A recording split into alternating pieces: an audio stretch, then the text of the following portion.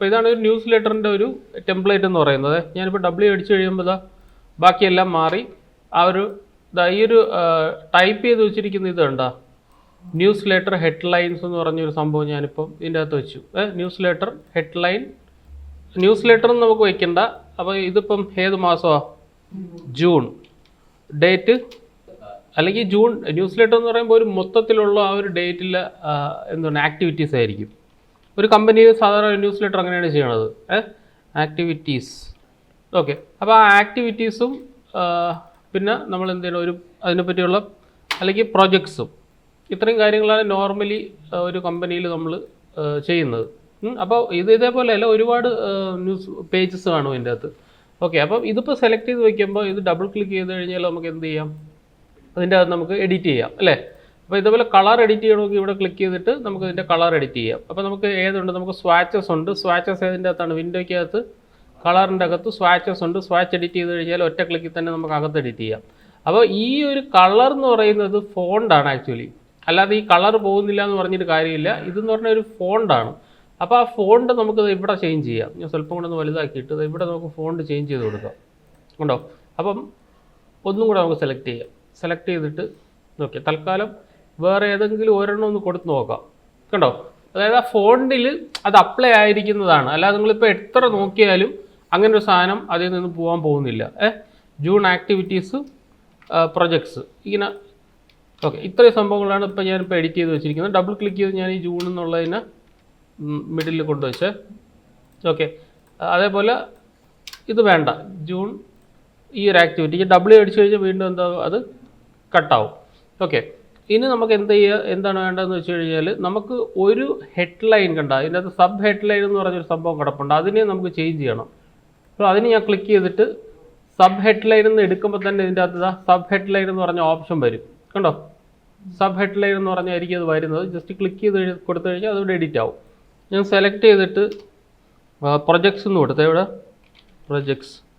Okay, ഇവിടെ sub headline 2 അതിനെ ഞാൻ ചേഞ്ച് ചെയ്തു. അല്ലെങ്കിൽ അങ്ങനെ ഇരുന്നോട്ടെ. അപ്പോൾ എനിക്ക് വേണ്ടതെന്ന് പറഞ്ഞാൽ ഈ ഒരു പ്രൊജക്റ്റിൻ്റെ സ്റ്റൈൽ മൊത്തത്തിലങ്ങ് ചേഞ്ച് ചെയ്യണം. അപ്പോൾ ഈ പാരഗ്രാഫ് സ്റ്റൈൽ നമ്മൾ എവിടെ നിന്നാണ് എടുത്തത്? പാരഗ്രാഫ് സ്റ്റൈൽ എടുക്കേണ്ട എവിടെ നിന്നാണ്? ടൈപ്പിൻ്റെ അകത്ത് പാരഗ്രാഫ് സ്റ്റൈൽ അല്ലെങ്കിൽ F11 അതിൽ ക്ലിക്ക് ചെയ്തിട്ട് നമുക്ക് ഇതിൻ്റെ അകത്തൊരു പാരഗ്രാഫ്, ബേസിക് പാരഗ്രാഫ് ഉണ്ട്. കണ്ടോ? ഇതിൽ ക്ലിക്ക് ചെയ്യുമ്പോൾ paragraph, header, headline, sub heading, body text, caption, ഇത്രയും കാര്യങ്ങളാണ് നമുക്ക് ഇതിൻ്റെ അകത്തുള്ളത്. അപ്പോൾ നമ്മൾ നോർമലി നിൽക്കുന്നതെന്ന് പറഞ്ഞാൽ ഇതിനെ നമുക്ക് വേണമെന്നുണ്ടെങ്കിൽ ഏത് രീതിയിൽ വേണോ ചേഞ്ച് ചെയ്യാം. അപ്പോൾ ഞാനിതിനെ ഹെഡറാക്കി ചേഞ്ച് ചെയ്താൽ അതിവിടെ വരും. ബേസിക് ആയിട്ടുള്ള ഇതാണെന്നുണ്ടെങ്കിൽ ഇവിടെ വരും. ഇനി ഇത് മൊത്തവും നമുക്ക് ഇവിടെ നിന്ന് ഇങ്ങനെ റിമൂവ് ചെയ്ത് കളഞ്ഞിട്ട് വേറെ എന്തെങ്കിലും നമുക്കിവിടെ പേസ്റ്റ് ചെയ്യണമെന്നുണ്ടെങ്കിൽ നമുക്കിവിടെ പേസ്റ്റ് ചെയ്യാം. കണ്ടോ? Ctrl V അടിച്ചിട്ട് നമുക്കവിടെ പേസ്റ്റ് ചെയ്യാം. വേറെ ഏതെങ്കിലും ടെക്സ്റ്റ് വേണമെന്നുണ്ടെങ്കിൽ നമുക്കവിടെ പേസ്റ്റ് ചെയ്യാം. അപ്പോൾ ഈ പ്രൊജക്റ്റും അതേപോലെ നമുക്കത് ഈ ഒരു ഭാഗവും ഞാൻ ഇപ്പോൾ അൺഡു ചെയ്തിട്ട് ഈ പ്രൊജക്ട്സിനെ ഞാനിപ്പം ഏതിലാണ് വെച്ചിരിക്കുന്നത്? Header, headline, sub title. ഇപ്പോൾ സബ് ഹെഡ് ഉണ്ടല്ലോ, അതിൽ റൈറ്റ് ക്ലിക്ക് ചെയ്ത് കഴിഞ്ഞാൽ അതിൻ്റെ അകത്ത് റീഡിഫൈൻ സ്റ്റൈൽ എന്ന് പറഞ്ഞൊരു ഓപ്ഷൻ ഉണ്ട്. കണ്ടോ? റീഡിഫൈൻ സ്റ്റൈൽ, അതിൽ ക്ലിക്ക് ചെയ്ത് കഴിഞ്ഞാൽ കണ്ടോ ഇതിൻ്റെ സ്റ്റൈൽ ബാക്കിയുള്ളത് അപ്ഡേറ്റ് ആവും. അതായത് ഒരു ഹെഡിങ്ങിൻ്റെ സ്റ്റൈൽ തന്നെ ബാക്കിയുള്ള എല്ലാ ആ ഒരു പേജിനുള്ളതിൻ്റെ അകത്തും ഡീഫോൾട്ടായിട്ട് അപ്ഡേറ്റ് ചെയ്യും. നമ്മൾ എന്താണ് ചെയ്ത് കൊടുക്കേണ്ട ആവശ്യമില്ല. അപ്പം നമുക്ക് ചെയ്യാൻ പറ്റുന്നതെന്ന് പറഞ്ഞാൽ ഇതിൻ്റെ അകത്ത് എന്താണ് റീഡിഫൈൻ സ്റ്റൈൽ. കണ്ടോ? അതവിടെ അപ്ഡേറ്റ് ആയി. അപ്പോൾ ഇതിപ്പോൾ സെപ്പറേറ്റ് ആയിട്ട് ഇരിക്കുകയാണ്. അപ്പോൾ ഇവിടെയും വേണമെന്നുണ്ടെങ്കിൽ നമുക്ക് ഇവിടെയും കൊടുക്കാം. അതുപോലെ വീണ്ടും ഞാനിതിനെ സെലക്ട് ചെയ്തു, ഇതിൻ്റെ ഫോണ്ട് വേറൊരു രീതിയിൽ മാറ്റി, പ്രൊജക്ട്സ് ഇങ്ങനെ ആക്കി. അപ്പോൾ കണ്ടോ ഇതിൻ്റെ ഹെഡ്ലൈൻ കണ്ടോ ഇങ്ങനെയാണ് കിടക്കുന്നത്. ഞാൻ കുറച്ചും കൂടി സൂം ചെയ്യാം. അപ്പോൾ ഇങ്ങനെയാണ് കിടക്കുന്നത്, ഇങ്ങനെയാണ് കിടക്കുന്നത്. സോ എന്ത് ചെയ്യാം? Right click, redefine style. കണ്ടോ? എല്ലാം അപ്ഡേറ്റ് ആയി. അപ്പോൾ ഇതാണ് ഇതിൻ്റെ ഉപയോഗം എന്ന് പറയുന്നത്. ഒരു പേജിൽ ചെയ്യേണ്ട കാര്യങ്ങൾ ബാക്കിയെല്ലാം ഓട്ടോമാറ്റിക്കായിട്ട് എന്ത് ചെയ്യും? അപ്ഡേറ്റ് ആയിക്കൊണ്ട് ഇരിക്കും. ഓക്കെ, അപ്പോൾ നമ്മുടെ കയ്യിൽ ഇപ്പോൾ ഈ ഒരു പ്രൊജക്റ്റ് ഉണ്ട്. അപ്പോൾ ഇനി ഇതിൻ്റെ അകത്ത് ഒരു ലൈൻ, ഒരു സെപ്പറേറ്റ് സംഭവം ഇട്ടിരിക്കുന്നതെന്ന് പറഞ്ഞാൽ നമുക്ക് ഇതിൻ്റെ അകത്തൊരു എന്ത് പേസ്റ്റ് ചെയ്യാം? ഒരു പിക്ചർ പേസ്റ്റ് ചെയ്യാം. അപ്പോൾ അതിന് വേണ്ടിയിട്ടാണ് ഇങ്ങനെ ഒരു ലൈൻ നമ്മൾ ഇട്ടിട്ട് പോകുന്നത്. ലൈൻ മീൻസ് സ്ക്വയർ അടക്കത്തെ ഒരു സംഭവങ്ങൾ ഇട്ടിട്ട് പോവുക. എന്തിനാണ് അങ്ങനെ ഇടുന്നത്? അല്ലാതെ ചുമ്മാ നമ്മൾ ഒരു പേജ് എടുത്തിട്ട് അതിൻ്റെ അകത്തൊരു അളവും കാര്യങ്ങളൊന്നും ഇല്ല, ചുമ്മാ ഡ്രാഗ് ആൻഡ് ഡ്രോപ്പ് ചെയ്തിട്ടാൽ പറ്റത്തില്ല. അപ്പോൾ നമുക്ക് ഇതിനകത്ത് കൃത്യമായിട്ടുള്ള അളവും കാര്യങ്ങളും വെച്ചിട്ട് വേണം ഇത് അലൈൻ ചെയ്യാൻ. അപ്പോൾ ഞാൻ വെച്ചിരിക്കുന്നത് വെച്ചാൽ ഇതാണ് എൻ്റെ കൃത്യമായിട്ടുള്ള അളവ്. അപ്പം ഇതിൻ്റെ അകത്ത് നമുക്ക് എന്ത് ചെയ്യാം? പേസ്റ്റ് ചെയ്യാം. File, place. അപ്പോൾ അതിൻ്റെ അകത്ത് ഏതുണ്ട് അതിനെ ഞാൻ അതിൻ്റെ അകത്ത് പേസ്റ്റ് ചെയ്തു. പേസ്റ്റ് ചെയ്തതിന് ശേഷം എന്ത് ചെയ്യുക, ഇതിൻ്റെ അകത്തുനിന്ന് നമുക്ക് ഫിൽ ഫ്രെയിം പ്രൊപ്പോർഷണലി കണ്ടല്ലോ. അപ്പോൾ ഇതേപോലെ നമുക്ക് എന്ത് ചെയ്യാം, പേസ്റ്റ് ചെയ്ത് കൊടുക്കാം ഇങ്ങനെ സംഭവങ്ങൾ. അപ്പം ന്യൂസ് ലെറ്റർ എന്ന് പറയുമ്പോൾ നമുക്ക് ന്യൂസ് ലെറ്ററിൻ്റെ ആ ഒരു പ്രോപ്പർട്ടി നമുക്ക് നോക്കാം. ഡോക്യുമെൻ്റ് സെറ്റപ്പ്, ഫയലിൻ്റെ അകത്ത് ഡോക്യുമെൻ്റ് സെറ്റപ്പ്, അതിൽ ക്ലിക്ക് ചെയ്ത് കഴിഞ്ഞാൽ ഇതാ ഇതിൻ്റെ അകത്ത് ഇപ്പം ഇൻഡെൻ്റ് എന്ന് പറയുന്ന പ്രിൻ്റാണ്, നമ്പർ ഓഫ് പേജസ് 1 ആണ്, വിഡ്ത്തും ഹൈറ്റും എത്രയാണ് 8.5 ഇഞ്ച് ബൈ 11 ഇഞ്ച് ആണുള്ളത്. മാർജിൻ ടോപ്പ് മാർജിനും ബോട്ടം മാർജിനും ഇതെവിടെ കൊടുത്തിട്ടുണ്ട് കണ്ടോ. അതേപോലെ ലെഫ്റ്റ് റൈറ്റ് ഇഞ്ചും ഇതെവിടെ ഇതിൻ്റെ അകത്ത് കൊടുത്തിട്ടുണ്ട്. അപ്പോൾ പിന്നെ adjust page elements to document സൈസിൽ ക്ലിക്ക് ചെയ്ത് കഴിഞ്ഞാൽ നമുക്ക് എന്ത് ചെയ്യാം, വീണ്ടും നമുക്ക് അതിന് എഡിറ്റ് ചെയ്യാം. തൽക്കാലം ഞാൻ ഇതിൻ്റെ അകത്ത് ഒന്നും ചെയ്യുന്നില്ല. ഓക്കെ, അഡ്ജസ്റ്റ് ലോക്ക്ഡ് കണ്ടൻറ്റ് ഞാൻ ലോക്ക് ചെയ്ത് വെച്ചിട്ട് ഓക്കെ കൊടുത്തേ. അപ്പോൾ W അടിച്ചു കഴിഞ്ഞാൽ നമുക്ക് എന്ത് പറ്റും, നമുക്കതിൻ്റെ ബാക്കിയുള്ള കാര്യങ്ങളെല്ലാം നമുക്ക് ഇതിൻ്റെ അകത്ത് കാണാൻ പറ്റും. ഓക്കെ, പിന്നെ വരുന്നതെന്ന് പറഞ്ഞാൽ ലേ ഔട്ടാണ്. ലേ ഔട്ടിൻ്റെ അകത്ത് നമുക്ക് റൂളേഴ്സ് ഗൈഡ്സ് ഉണ്ട്, മാർജിൻ ആൻഡ് കോളംസ് ഉണ്ട് കണ്ടോ. അപ്പോൾ ലേ ഔട്ടിൻ്റെ അകത്ത് മാർജിൻ ആൻഡ് കോളംസ് അതിൽ ക്ലിക്ക് ചെയ്ത് കഴിഞ്ഞാൽ ഇതിൻ്റെ അകത്ത് ടോപ്പ് മാർജിനും ബോട്ടം മാർജിനും ഉണ്ട്. അതുപോലെ കോളംസ് ഉണ്ടോ, കോളംസ് 3, അതിൻ്റെ അകത്ത് ഗട്ടർ സൈസ് നമുക്കിപ്പോൾ നോക്കാം എന്താണ്. കോളംസ് നോക്കിയോ കണ്ടോ, കോളംസ് ഉണ്ടോ, നമ്പർ കൂട്ടുന്നുണ്ടോ, മനസ്സിലായോ. അപ്പോൾ ഒരു അളവ് ആദ്യമേ നമ്മൾ കൃത്യമായിട്ട് കൊടുത്തിട്ട് വേണം ചെയ്യാം. അതേപോലെ ഗട്ടർ സ്പേസ് എന്ന് പറഞ്ഞാൽ അതിൻ്റെ അകത്തുള്ള സ്പേസ് ആണ് കണ്ടോ, ഇതാണ് ഗട്ടർ സ്പേസ്, കാണുന്നുണ്ടല്ലോ. ഇത് നമ്പർ ഓഫ് കോളംസ് കണ്ടോ, എത്ര കോളം വേണം അത്രയും കോളം. അപ്പം മുന്നേ കൊടുത്തിരുന്ന 3 ആണ് കൊടുത്തിരുന്ന കോളം കണ്ടോ. അപ്പോൾ ഇങ്ങനെ വെച്ച് ചെയ്ത് കഴിഞ്ഞാൽ നമുക്ക് കൃത്യമായിട്ട് നമ്മളൊരു ലേ ഔട്ട് എന്ത് ചെയ്യാൻ പറ്റും, പ്രോപ്പറായിട്ട് അലൈൻ ചെയ്യാൻ പറ്റും. അപ്പോൾ ഉദാഹരണത്തിന് ഞാനിപ്പോൾ ഇതേ സെയിം ഒരു ഡോക്യുമെൻ്റ് ഇതിൻ്റെ അകത്ത് എടുത്ത് ന്യൂ എടുത്തു, നമുക്ക് എന്ത് ചെയ്യാം ഇഞ്ചസിൻ്റെ അകത്ത് 8.5 11 ആക്കിയിട്ട് വേറെ ഒന്നും ഇതിൻ്റെ അകത്ത് തൽക്കാലം ചേഞ്ച് ചെയ്യുന്നില്ല, നമ്മൾ ജസ്റ്റ് ക്രിയേറ്റ് കൊടുത്തു. ഓക്കെ, അതിപ്പോൾ ഇങ്ങനെയാണ് ഇരിക്കുന്നത്. ഇത്രയും ഭാഗം വിട്ടിട്ടുണ്ട്, ലെഫ്റ്റ് വിട്ടിട്ടുണ്ട്, റൈറ്റ് വിട്ടിട്ടുണ്ട്, താഴത്തെ ഭാഗവും നമ്മൾ വിട്ടിട്ടുണ്ട്. ഇനി നമ്മൾ എന്ത് ചെയ്യാന്ന് വെച്ച് കഴിഞ്ഞാൽ ലേ ഔട്ടിൻ്റെ അകത്ത് ഏതാണ്, മാർജിൻസ് ആൻഡ് കോളംസ് എടുക്കുക. നിങ്ങളുടെ നമ്പർ ഓഫ് കോളംസ് ഇതാ ഇവിടെ അഡ്ജസ്റ്റ് ചെയ്യാം കണ്ടോ. 2 ആണെങ്കിൽ 2 ആയിട്ട് കട്ടാവും, 3 ആണെങ്കിൽ 3 ആയിട്ട് കട്ടാവും, മനസ്സിലായോ. അപ്പോൾ അതേപോലെ ടോപ്പിൽ എത്ര സൈസ് വേണം, സോറി ഇപ്പം ഞാൻ റിമൂവ് ചെയ്തേ ഇതാ. ഇനി ഒന്ന് ക്യാൻസൽ ചെയ്തിട്ട് ഒന്നും കൂടെ നമുക്ക് നോക്കാം. ഒന്ന് സൂം ഔട്ട് ചെയ്യാം, എന്നിട്ട് എഡിറ്റിൻ്റെ അകത്ത് മാർജിൻസ് ആൻഡ് കോളംസ് എടുക്കുന്നു. എന്നിട്ട് നമ്മൾ എന്ത് ചെയ്യുക, അതിൻ്റെ അകത്ത് നമ്പർ ഓഫ് കോളംസ് 2 കണ്ടോ, 3 4 ഇങ്ങനെ നമുക്ക് അലൈൻ ചെയ്യാം. ഇപ്പോൾ ടോപ്പ് ആണെങ്കിൽ കണ്ടോ, ടോപ്പിൻ്റെ സൈസ് ആയിരിക്കും അലൈൻ ആവുന്നത്. ഓക്കെ, അതേപോലെ ഇൻസൈഡ് നമുക്ക് അതിൻ്റെ വിഡ്ത്തും ഇതും നമുക്ക് കൂട്ടാനും കുറയ്ക്കാനും പറ്റും. ബോട്ടം ആണെങ്കിൽ ബോട്ടം അഡ്ജസ്റ്റ് ചെയ്യാം. അതേപോലെ ഔട്ട്സൈഡ് ആകുമ്പോൾ ഔട്ട്സൈഡ് അഡ്ജസ്റ്റ് ചെയ്യാം. അപ്പോൾ ന്യൂസ് പേപ്പറൊക്കെ ചെയ്യുമ്പോൾ മാർജിൻസ് ആൻഡ് കോളംസിനൊക്കെ ഒരു ഡീഫോൾട്ട് വാല്യൂ ഉണ്ട്. ആ വാല്യൂ നമ്മൾ ഡീഫോൾട്ട് ഇട്ടിട്ടാണ് നമ്മൾ ചെയ്യുന്നത്. ഈ ഗട്ടർ അറിയാമല്ലോ, ഇതിൻ്റെ അകത്തുള്ള ഒരു സൈസാണ് ഗട്ടർ സൈസ് എന്ന് പറയുന്നത്. ഓക്കെ, ഇപ്പോൾ ഇങ്ങനെ നമ്മൾ ചെയ്താലുള്ള ഉപയോഗം എന്ന് പറയുമ്പോൾ നമുക്ക് എന്ത് ചെയ്യാം, ഇപ്പോൾ ഞാനൊരു ന്യൂസ് ലെറ്റർ ആണെന്ന് വിചാരിച്ചോ, ജസ്റ്റ് ഞാൻ ഇവിടെ നിന്ന് ഇങ്ങനെ ഇതിൻ്റെ അകത്ത് വെച്ചാണ് നിങ്ങൾ ചെയ്യുന്നത്. ഈ അകത്ത് വെച്ചിട്ട് ഇങ്ങനെ ഡ്രാഗ് ചെയ്ത് വെച്ചു, ഒരു കളർ ഇതിൻ്റെ അകത്ത് കൊടുത്തു. ഓക്കെ, കളർ കൊടുത്തു. ഞാൻ ഇതിനെ റൈറ്റ് ക്ലിക്ക് ചെയ്തു. ലോക്ക് ചെയ്യണമെന്നുണ്ടെങ്കിൽ നമുക്ക് എന്ത് ചെയ്യാം, ലോക്ക് ചെയ്യാം. Ctrl L for ലോക്ക് ചെയ്തതിന് ശേഷം ഞാൻ ഇതിൻ്റെ അകത്ത് ജസ്റ്റ് ഇതാ ഇവിടെ നിന്ന് ഇങ്ങനെ വരച്ചു. എന്നിട്ട് അതിൻ്റെ അകത്തൊരു ടെക്സ്റ്റ് ടൈപ്പ് ചെയ്ത് കൊടുക്കാം. നമുക്ക് നല്ലൊരു ടെക്സ്റ്റ് നോക്കിയിട്ട് ഏതാണ് ടെക്സ്റ്റ് എന്ന് പറഞ്ഞാൽ നമുക്ക് ആ ഒരു ടെക്സ്റ്റ് നമുക്ക് ടൈപ്പ് ചെയ്ത് കൊടുക്കാം. ന്യൂസ് ലെറ്റർ ആകുമ്പോൾ എന്താണ് ഞാൻ പറഞ്ഞ ഒരു കമ്പനിയുടെ എന്താണ് ആ ഒരു സംഭവം, ആ ടൈമിൽ ഒരു മാസത്തിൽ നടന്ന ആക്ടിവിറ്റീസും പുതിയ പ്രൊജക്റ്റ് കിട്ടുമെങ്കിൽ അതും അങ്ങനെയുള്ള കാര്യങ്ങളാണ്. ഓക്കെ, അപ്പം ഞാൻ ഇതിൻ്റെ അകത്ത് ന്യൂസ് ലെറ്റർ എന്ന് മാത്രം ഇപ്പോൾ തൽക്കാലം ടൈപ്പ് ചെയ്യുന്നത്. ന്യൂസ് ലെറ്റർ എന്ന് ടൈപ്പ് ചെയ്തു, സെലക്ട് ചെയ്തിട്ട് നമുക്ക് ഇതിനെ ഒന്ന് ഇൻക്രീസ് ചെയ്യാം. ഓക്കെ, ഇത് സ്വല്പം കൂടുതലാണ്, 60 എന്നുള്ളത് നമുക്ക് 30 ആക്കാം.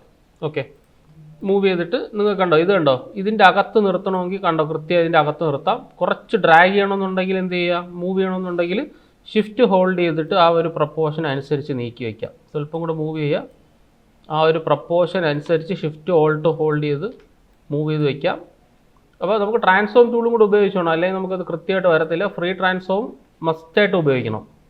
ഓക്കെ, അപ്പോൾ എവിടെ നിർത്തണമെന്ന് വെച്ചാൽ അവിടെ പ്രോപ്പറായിട്ട് നിർത്താം. ഞാൻ W അടിച്ചു കഴിഞ്ഞാൽ കണ്ടോ, പുറത്തൊന്നും കൂടെ ക്ലിക്ക് ചെയ്ത് കഴിഞ്ഞാൽ എല്ലാം പോയി ആ ഒരു ഏരിയ കറക്റ്റായിട്ട് കിട്ടും. മനസ്സിലായ സംഭവം എന്താണെന്ന്. അപ്പോൾ ഇതുപോലെ നമുക്ക് എന്ത് ചെയ്യാൻ പറ്റും, അലൈൻ ചെയ്യാം. അപ്പോൾ ഇനി നമുക്ക് അടുത്തൊരു ഒരു പിക്ചറാണ് നിങ്ങൾക്ക് ഡ്രോപ്പ് ചെയ്യണമെന്നുണ്ടെങ്കിൽ തൽക്കാലത്തേക്ക് നമ്മളൊരു റെക്റ്റാങ്കുലർ ഫ്രെയിം ടൂൾ എടുക്കുക. ഓക്കെ, റെക്റ്റാങ്കിൾ ഫ്രെയിം ടൂൾ എടുത്തിട്ട് നമുക്ക് കൃത്യം ഒരു അളവ് കൊടുക്കുക. അല്ല തോന്നിയ അളവിൽ പിടിച്ച് ഡ്രാഗ് ചെയ്ത് വെക്കരുത്. മനസ്സിലായോ? അപ്പോൾ അതിന് നമുക്ക് കൃത്യമായിട്ടൊരു അളവ് വേണം. ആ ഒരു അളവിൽ നമുക്ക് അഡ്ജസ്റ്റ് ചെയ്യാം കേട്ടോ. ഒന്ന് ക്ലിക്ക് ചെയ്യുമ്പോൾ വിഡ്ത്തും ഹൈറ്റും എത്രയാണ്. അപ്പോൾ പേപ്പറിലൊക്കെ ഫിക്സ് ചെയ്യുമ്പോൾ അതിനൊരു കൃത്യ ഒരു സൈസ് കാണും. ഇന്ന പൈസയ്ക്ക് ഇത്രയും ഇല്ലേ, ആ ഒരു അളവ് നമ്മൾ കൃത്യമായിട്ട്. അപ്പോൾ ഞാൻ 3/2 ഇഞ്ചസ് കൊടുത്തേ, 3/2 ഇഞ്ചസ് കൊടുത്തിട്ട് ഓക്കെ എടുത്തു കഴിയുമ്പോൾ ഇതാ അതിൻ്റെ ഒരു ഡ്യൂപ്ലിക്കേറ്റ് ആണ് വന്നത്. കുഴപ്പമില്ല, അതങ്ങ് ഡിലീറ്റ് ചെയ്ത് കളഞ്ഞിട്ട് നമുക്ക് ആ ഒരു അളവ് നമുക്ക് ഇതിൻ്റെ അകത്ത് വെച്ച് കൊടുക്കാം. അല്ല ഇതിൻ്റെ അകത്ത് നിർത്തണമെന്നുണ്ടെങ്കിൽ ഇതിൻ്റെ അകത്ത് നമുക്ക് കറക്റ്റായിട്ട് നിർത്താം. എന്നിട്ട് ഇവിടെ ക്ലിക്ക് ചെയ്യുന്നു, ഫയൽ പ്ലേസ്, ഞാൻ ഇവിടെ പ്ലേസ് ചെയ്തു. എന്നിട്ട് എന്ത് ചെയ്തു, ഇവിടെ നിന്ന് നമ്മൾ ഫിൽ ഫ്രെയിം പ്രൊപ്പോർഷണലി കൊടുത്തു. ഇനി ഞാൻ W അടിച്ചാൽ നോക്കിയേ, കണ്ടോ ആ ഒരു ഏരിയക്കകത്താണ് ഇപ്പം സബ്ജക്റ്റ് ഇരിക്കുന്നത്. വീണ്ടും അടുത്ത എന്ത് ചെയ്യുക, അടുത്തത് റെക്റ്റാങ്കിൾ ടൂൾ എടുക്കുന്നു. അടുത്ത ഈ ഒരു ഭാഗത്താണ് അടുത്തൊരു ടോപ്പിക്ക് വരണമെന്നുണ്ടെങ്കിൽ അത് അവിടെ ഡ്രാഗ് ചെയ്ത് വരയ്ക്കുക. അതിൻ്റെ അകത്ത് ഫയൽ പ്ലേസ് കൊടുക്കുക. അതിൻ്റെ അകത്ത് നിങ്ങൾക്ക് ഏതാണ് വരയ്ക്കേണ്ടത് അവിടെ വയ്ക്കുക. അതിനുശേഷം എന്ത് കൊടുക്കുക, അതിൻ്റെ അകത്ത് ഫിൽ ഫ്രെയിം പ്രൊപ്പോർഷണൽ കൊടുക്കുക. ഓക്കെ, ഇത്രയും നമ്മൾ ടൈപ്പ് ചെയ്തു. ഇനി നമുക്ക് വേണ്ടതെന്ന് പറഞ്ഞാൽ ഒരു ഹെഡിങ് ആണ് വേണ്ടതെന്ന് വിചാരിക്കുക. ഹെഡിങ് ആണെന്നുണ്ടെങ്കിൽ ഞാൻ ഇപ്പോൾ ചുമ്മാ ഇതിൻ്റെ അകത്ത് പ്രൊജക്ട്സ് ഒന്ന് ടൈപ്പ് ചെയ്യാമേ. ഞാൻ പ്രൊജക്ട്സ് ഒന്ന് ചുമ്മാ ഇതിൻ്റെ അകത്ത് ടൈപ്പ് ചെയ്തു. ഇത് നമുക്ക് സ്വല്പം ഒന്ന് സൂം ചെയ്യാം. ഈ പ്രൊജക്ട്സിന് ഡബിൾ ക്ലിക്ക് ചെയ്തു, പ്രൊജക്ട്സിനെ ഫുൾ സെലക്ട് ചെയ്തു. ഇതിൻ്റെ അകത്ത് ഞാൻ ഇതിൻ്റെ അകത്ത് പ്രൊജക്ട്സ് ഇതാ നല്ലൊരു ഫോണ്ട് കൊടുക്കാം. ഓക്കെ, പ്രൊജക്ട്സ് എന്ന് പറഞ്ഞ് ഞാൻ ഇങ്ങനെ ഒരു ഫോണ്ട് കൊടുത്തു. പിന്നെ അതിൻ്റെ അകത്ത് ഇവിടെ സെലക്ട് ചെയ്തിട്ട് അടുത്തൊരു ഏരിയക്കകത്ത് ഞാൻ വീണ്ടും ഇവിടെ വെച്ചിട്ട് പ്രൊജക്ട്സ് എന്നുള്ള വേറെ എന്തെങ്കിലും ആക്കാം. ആക്ടിവിറ്റീസ് ഇങ്ങനെ കൊടുത്തു. ഓക്കെ, അപ്പോൾ ആക്ടിവിറ്റീസിൻ്റെ അകത്തുള്ള ഏരിയക്കകത്ത് അത് കൊടുത്തു. അപ്പോൾ നമ്മൾ നേരത്തെ പറഞ്ഞ എന്താണ്, പാരഗ്രാഫ് സ്റ്റൈലാണ് പറഞ്ഞല്ലേ, പാരഗ്രാഫ് സ്റ്റൈലാണ് പറഞ്ഞത്. അപ്പോൾ ഈ പാരഗ്രാഫിൻ്റെ കൂട്ടത്തിൽ നമുക്ക് എന്തെങ്കിലും ഒരെണ്ണം ഗൂഗിളിൽ നിന്ന് എടുത്തിട്ട് നമുക്കൊന്ന് ജസ്റ്റ് ടൈപ്പ് ചെയ്ത് കൊടുക്കാം. സോ ഇവിടെ സെലക്ട് ചെയ്തു. ഞാൻ ഇതിൻ്റെ അകത്ത് അനിമേഷൻ പ്രോജക്ട്സ് ഒന്നും എന്തെങ്കിലും ടൈപ്പ് ചെയ്യാം, അല്ലെങ്കിൽ വിക്കിപീഡിയ അടിക്കാം. ഓക്കെ, ഇപ്പോൾ തന്നെ ഇതിൻ്റെ അകത്ത് ഹെഡിങ് ഉണ്ട്. അതുകൊണ്ട് ഞാൻ തൽക്കാലം ഇപ്പോൾ ഹെഡിങ് ഒന്നും ഇവിടെ നിന്ന് എടുക്കുന്നില്ല. ഫുൾ അങ്ങ് ഇവിടെ നിന്ന് സെലക്ട് ചെയ്തിട്ട് Ctrl+C അടിക്കുന്നു. നമ്മൾ ഹെഡിങ് സെലക്ട് ചെയ്യേണ്ട ആവശ്യമില്ല, ഇവിടെ ഓൾറെഡി അല്ലാതുണ്ടെങ്കിൽ ഇതിൻ്റെ അകത്ത് പേസ്റ്റ് ചെയ്ത് കൊടുക്കുക. Ctrl+V അടിച്ചിട്ട് പേസ്റ്റ് ചെയ്യുക. പക്ഷേ ഇതിൻ്റെ അകത്ത് നമുക്ക് സ്ഥലമില്ല, അതുകൊണ്ട് ഞാൻ തൽക്കാലം ഇതിനെ റിമൂവ് ചെയ്തിട്ട് ടെക്സ്റ്റ് എടുക്കുന്നു. ടെക്സ്റ്റിനെ ഞാനൊരു പർട്ടിക്കുലർ ഏരിയക്കകത്ത് ഫില്ല് ചെയ്ത് ഇട്ട് കൊടുക്കുക. Ctrl+V. ഓക്കെ, അപ്പോൾ ഇത് കാണിക്കുന്നത് എന്താണ്, ഇതിൻ്റെ അകത്ത് ഇനിയും നമുക്ക് സ്പേസ് ഉണ്ടെന്നാണ് കാണിക്കുന്നത്. കണ്ടോ, ഇത് കണ്ടോ, ഇതിൻ്റെ അകത്ത് ഇനിയും നമുക്ക് സ്പേസ് ഉണ്ടെന്നാണ് കാണിക്കുന്നത്. ഞാൻ ആക്ടിവിറ്റീസിനെ അങ്ങ് മൂവ് ചെയ്ത് വയ്ക്കാം. സോ സെലക്ട് ചെയ്തിട്ട് സൂം ചെയ്തിട്ട് നമുക്ക് ആക്ടിവിറ്റീസിന് എന്ത് ചെയ്യാം, സൂം ചെയ്തിട്ട് മാറ്റി വയ്ക്കാം. സെലക്ട് ചെയ്യുക, ഇതാ ആക്ടിവിറ്റീസ് എന്നുള്ളതിനെ ഞാൻ തൽക്കാലം റിമൂവ് ചെയ്തു. ഇവിടെ നിന്ന് നമുക്ക് ഇതിനെ മൂവ് ചെയ്ത് നമുക്ക് ഈ ഒരു പൊസിഷനിൽ വയ്ക്കാം. ഓക്കെ, അപ്പോൾ ഇനിയും നമുക്ക് ഇതിൻ്റെ അകത്ത് ഫില്ല് ചെയ്യാനുണ്ട്. അപ്പോൾ ഞാൻ സ്വല്പം കൂടെ ഒന്ന് മൂവ് ചെയ്ത് വെച്ച് കഴിയുമ്പോൾ ഇതാ ഇതിൻ്റെ അകത്ത് ബാക്കിയുള്ള ഇത്രയും കാര്യങ്ങൾ നമുക്ക് ഇതിൻ്റെ അകത്ത് സെറ്റായിട്ടുണ്ട്. കണ്ടോ, ഇനി ഞാൻ ഒരു കാര്യം കൂടെ പറയാം. നമ്മൾ ഈ ഒരു ഏരിയക്കകത്ത് നിന്ന് ഇവിടെ നിന്ന് ഇങ്ങനെ വരണ്ടേ ഈ ഒരു സംഭവം. സോ ഇവിടെ സെലക്ട് ചെയ്ത് വയ്ക്കുക. നമുക്ക് ഏതാണ് യൂസ് ചെയ്യാൻ പറ്റുന്നത്, ഇതിൻ്റെ അകത്ത് റാപ്പ് അറൗണ്ട് ഒബ്ജക്റ്റ് ഉണ്ട്, ജമ്പ് ഒബ്ജക്റ്റ് ഉണ്ട്. അപ്പോൾ റാപ്പ് അറൗണ്ട് ഒബ്ജക്റ്റിൽ ക്ലിക്ക് ചെയ്യുക. അല്ലാന്നുണ്ടെങ്കിൽ വിൻഡോയ്ക്കകത്ത് പോയിട്ട് നമുക്ക് ടെക്സ്റ്റ് റാപ്പ് എന്ന് പറഞ്ഞ ഓപ്ഷൻ ഉണ്ട്. ജസ്റ്റ് അതിൽ ക്ലിക്ക് ചെയ്ത് കഴിഞ്ഞാൽ നിങ്ങൾക്ക് നിങ്ങളുടെ ടെക്സ്റ്റ് ഏത് രീതിയിലാണ് റാപ്പ് ചെയ്യേണ്ടത്. ഇതിപ്പോൾ നോ റാപ്പാണ്. റാപ്പ് അറൗണ്ട് ഒബ്ജക്ട്സ് ബിലോയിൽ ക്ലിക്ക് ചെയ്യുക, ജസ്റ്റ് ഒന്ന് മൂവ് ചെയ്ത് കൊടുക്കുക. ഇപ്പോൾ ഏത് ആംഗിളാണ് മൂവ് ചെയ്യുന്നത് അല്ലെങ്കിൽ ഏതാണ് മൂവ് ചെയ്യുന്നതെന്നും കൂടെ നോക്കുക. റൈറ്റ്, ലെഫ്റ്റ് സൈഡ്, അതുപോലെ റാപ്പ് അറൗണ്ട് ഒബ്ജക്റ്റ് ഷേപ്പ് നമ്മൾ ഏതാണ് മൂവ് ആവുന്നതെന്നും കൂടെ നോക്കുക. ഓക്കെ, അപ്പോൾ ഇവിടെ സെലക്ട് ചെയ്തിട്ട് നമുക്ക് ഇതിനെ സെലക്ട് ചെയ്യാമേ. ഇത് സെപ്പറേറ്റ്, ഈ ഫോട്ടോ സെപ്പറേറ്റ്. ഇപ്പോൾ സെലക്ട് ചെയ്തിട്ട് നമുക്ക് F7 അടിച്ചിട്ട് ലെയറിൽ ഒന്നും കൂടെ ഒന്ന് ചെക്ക് ചെയ്ത് നോക്കാം. F7 അടിക്കുമ്പോൾ ലെയർ ഇവിടെ ആക്റ്റീവ് ആവും. ലെയറിൻ്റെ അകത്ത് അല്ലെങ്കിൽ വിൻഡോയ്ക്കകത്ത് ലെയേഴ്സ് ഉണ്ട്. ഓക്കെ, ലെയർ എടുത്തിട്ട് ലെയറിൻ്റെ അകത്ത് നമുക്ക് ജസ്റ്റ് ഒന്ന് ചെക്ക് ചെയ്ത് നോക്കാം. PNG ഏതാണ്, ഇതല്ലേ? ഓക്കെ, ഈ PNGയിൽ സെലക്ട് ചെയ്തിട്ട് നമുക്ക് വിൻഡോയ്ക്കകത്ത് ടെക്സ്റ്റ് റാപ്പ് ചെയ്ത് നോക്കാം. മൂവ് ചെയ്യുക, വീണ്ടും ഇതാണ് മൂവ് ആവുന്നത്. അപ്പോൾ നമുക്കൊരു കാര്യം ചെയ്യാം, ഇവിടെ നിന്ന് ഇത്രയും ഇത് സെലക്ട് ചെയ്ത് കഴിഞ്ഞാലും പറ്റത്തില്ല. അപ്പോൾ നമുക്ക് ഇത് സെലക്ട് ചെയ്യുക, അതാണ് നമ്മുടെ ഈ ഒരു അനിമേഷൻ എഴുതിയിരിക്കുന്നത് സെലക്ട് ചെയ്യാം. അതിൻ്റെ അകത്ത് പോയിട്ട് ഇല്ല, ഇപ്പോഴും നമുക്ക് ആ ഒരു ഇത് തന്നെയാണ് മൂവ് ആയിക്കൊണ്ടിരിക്കുന്നത്. ഏതാണ്, ഈ ഒരു ഔട്ട്ലൈനാണ് ഇതിൻ്റെ അകത്ത് മൂവ് ആവുന്നത്. കണ്ടോ, ഈ ഒരു ഔട്ട്ലൈനാണ് ഇതുണ്ടോ, ഈ ഒരു ഔട്ട്ലൈനാണ് ഇപ്പോഴും മൂവ് ആയിക്കൊണ്ടിരിക്കുന്നത്. കണ്ടോ, അപ്പം നമുക്ക് ഒന്നും കൂടി ഇതിനെ സെലക്ട് ചെയ്യാം. നമ്മുടെ ഏരിയ ഏതാണെന്ന് പറഞ്ഞാൽ ആ ഏരിയക്കകത്ത് വയ്ക്കാം. സെലക്ട് ചെയ്യുക, ടെക്സ്റ്റ് റാപ്പ്. കണ്ടോ, ഇപ്പോൾ ഒരു ലൈൻ വന്നു. ഇനി നമുക്ക് അഡ്ജസ്റ്റ് ചെയ്യാം. മൂവ് ചെയ്ത് കഴിയുമ്പോൾ കണ്ടോ അതിന് ചുറ്റും നമുക്ക് വരുന്നുണ്ട്. ഇനി ഏതാണ് നിങ്ങൾക്ക് വെക്കേണ്ട ഭാഗം ആ ഭാഗം കറക്റ്റായിട്ട് അലൈൻ ചെയ്ത് വയ്ക്കുക. മൂവ് ചെയ്തിട്ട് എങ്ങനെ വേണം ഇപ്പം സൈസും കാര്യങ്ങളും അല്ലെങ്കിൽ വിഡ്ത്തും അങ്ങനെയുള്ള കാര്യങ്ങൾ എത്രത്തോളം വേണമെന്ന് അഡ്ജസ്റ്റ് ചെയ്യുക. ബോത്ത് റൈറ്റ് ആൻഡ് ലെഫ്റ്റ്, വെറും right side, both right and left sides. അതേപോലെ ഇതിനെ നമുക്ക് മൂവ് ചെയ്യുമ്പം ഓട്ടോമാറ്റിക്കായിട്ട് അതിൻ്റെ അകത്തുനിന്ന് അതും മൂവ് ആവുന്നുണ്ട്. ഓക്കെ, ഇപ്പോൾ ഇതിൻ്റെ അകത്തൊരു ഔട്ട്ലൈൻ ഉണ്ട്. ഔട്ട്ലൈൻ നമുക്ക് വേണമെങ്കിൽ ഇത് ചെറുതാക്കാം. കണ്ടോ, ഈ ഔട്ട്ലൈൻ ശ്രദ്ധിച്ചോണം, ഇത് ഈ ഔട്ട്ലൈനാണ്. ഇത് കണ്ടോ, ഈ ഔട്ട്ലൈൻ കറക്റ്റ് പിടിക്കുക. അപ്പം അത് കറക്റ്റായിട്ട് ഇങ്ങനെ കറങ്ങി വരും. അത് നിങ്ങളുടേതായിട്ടുള്ള രീതിയിൽ അലൈൻ ചെയ്യുക. ഓക്കെ, ഇനി അടുത്ത ടെക്സ്റ്റ് ആണെന്നുണ്ടെങ്കിൽ അടുത്ത ടെക്സ്റ്റിനെ സെലക്ട് ചെയ്യുക, റാപ്പ് കൊടുക്കുക, അതിനനുസരിച്ച് അറേഞ്ച് ചെയ്യുക. അപ്പോൾ ഞാൻ ടെക്സ്റ്റിനെ എടുത്ത് ഇതിൻ്റെ മുകളിൽ വെച്ചിട്ടൊന്ന് അറേഞ്ച് ചെയ്ത് നോക്കുക. കണ്ടോ, അപ്പോൾ ആ ടെക്സ്റ്റ് ആ ഒരു രീതിയിൽ നമുക്ക് അലൈൻ ചെയ്ത് വരും. അതിങ്ങനെയാണോ എന്നുള്ള കാര്യം നിങ്ങൾ വെച്ചിട്ട് പ്രോപ്പറായിട്ട് തീരുമാനിക്കുക ഏതാണെന്നുള്ള കാര്യം. Both right and left, right side, അതുപോലെ largest area, left side. Once ഇതായി കഴിഞ്ഞാൽ നമുക്ക് തന്നെ നീക്കി മാറ്റി വെക്കാമെന്നുള്ളതേ ഉള്ളൂ. മൂവ് ചെയ്ത് മൂവ് ചെയ്ത് നമുക്ക് തന്നെ മാറ്റാമെന്നുള്ളതേ ഉള്ളൂ. ഞാൻ പറയട്ടെ, എനിക്കിപ്പോൾ ലാസ്റ്റ് ഇതായി ലെഫ്റ്റ് സൈഡിലാണ്, റൈറ്റ് സൈഡിലാണെങ്കിൽ റൈറ്റ് സൈഡിൽ ഞാൻ ഇവിടെ കൊണ്ട് വെച്ച് കൊടുത്തത്, ഇവിടെ വെച്ച് കൊടുത്തു. ഓക്കെ, ഞാൻ കൺട്രോൾ മൈനസ് അടിച്ചു.